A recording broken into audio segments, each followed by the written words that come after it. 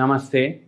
B12 deficiency వల్ల నరాలు బలహీనత స్టార్ట్ అవుతుంది పేషెంట్స్కి అనేసి మన అందరికీ తెలుసు. మీరు ఎవరికైతే నరాల బలహీనత ఉంది వాళ్ళ చాలామందికి ఈ B12 డెఫిషియన్సీ ప్రాబ్లం కూడా ఉంది. ఇప్పుడు ఏమంటున్నారంటే మన దగ్గర పేషెంట్స్ వస్తారు కదా, సార్ నాకు ఇట్లా నిల్చుంటే కాళ్ళలో తిమ్మిర్లు జర జర జర జర వస్తున్నాయి నాకు ఇట్లా. ఇప్పుడు నిల్చుంటే నాకు ఎట్లయితుంది డాక్టర్ సాబ్, చీమలు కరిచినట్టు అవుతుంది కాళ్ళకు. అండ్ ఇది నాకు ఆల్మోస్ట్ 8 years నుంచి ఉంది. లంబార్ రీజన్లో డీజనరేటివ్ చేంజెస్ ఉండే పేషెంట్. అయితే నేను అన్నాను, B12 టెస్ట్ రిపోర్ట్ ఎప్పుడైనా చేయించిండ్రా అంటే, అవును సార్ చాలా తక్కువ ఉంది, 75-80 ఉంటుంది, అది పెరుగుతలేదు, ఏం చేయాలి అనేసి అన్నారు. అండ్ నేను అన్నాను, మీరు నాన్ వెజిటేరియనా వెజిటేరియనా? లేదు సార్ మేము బాపనోళ్ళం, మేము ప్యూర్ వెజిటేరియన్ అనేసి అన్నారు. మేము నాన్ వెజ్ తినము, ఇప్పుడు ఎట్లా చేయాలి మీరు చెప్పండి అన్నారు.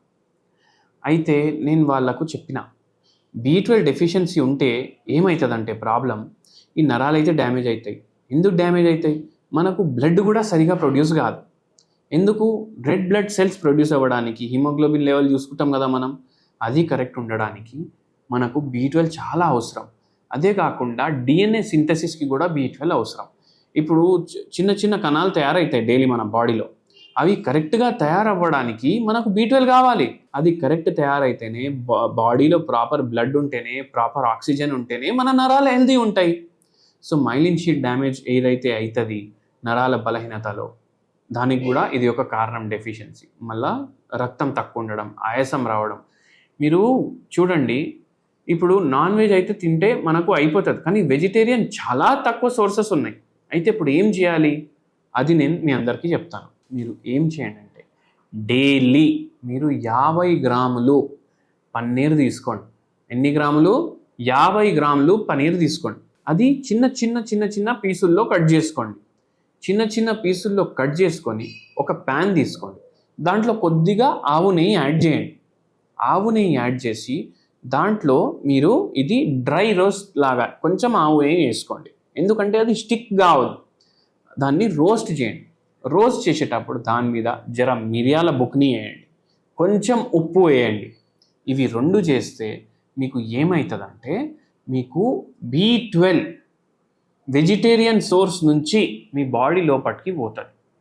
ఒక పనీరే కాదు, పెరుగు మీరు ఎక్కువ కన్జంప్షన్ పెట్టుకోండి, పాలు కన్జంప్షన్ పెట్టుకోండి. ఇవైతే ఏమర్థమైంది మనకు? పాలు, పెరుగు, పన్నీరు, ఈ మూడిట్లకెళ్ళి మనకు B12 వస్తుంది. అలా ఇంకా ఏం లేవా? ఇంకోటి ఉంది. ఇప్పుడు మీకు మష్రూమ్స్ ఇష్టం ఉంటే మీరు మష్రూమ్లు కూడా రెగ్యులర్ కన్జ్యూమ్ చేయొచ్చు. ఎందుకు చేయొచ్చు? మష్రూమ్లలో కూడా విటమిన్ B12 డెఫిషియన్సీ ఉంటుంది.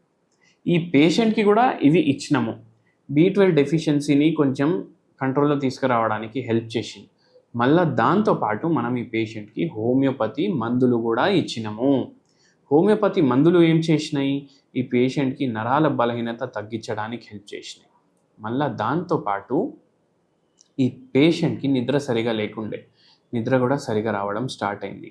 అండ్ ఈ పేషెంట్ హ్యాపీ పేషెంట్ ఉండే చాలా, ఎందుకంటే ఎక్కడ తగ్గలేనిది మీ దగ్గర తగ్గింది సార్ అనేసి చెప్పిండ్రు. సో ఇది వీడియో వేరే వాళ్ళతో షేర్ చేయండి, B12 డెఫిషియన్సీ ఉన్న వాళ్ళకి, నరాల బలహీనత ఉన్న వాళ్ళకి. నమస్తే.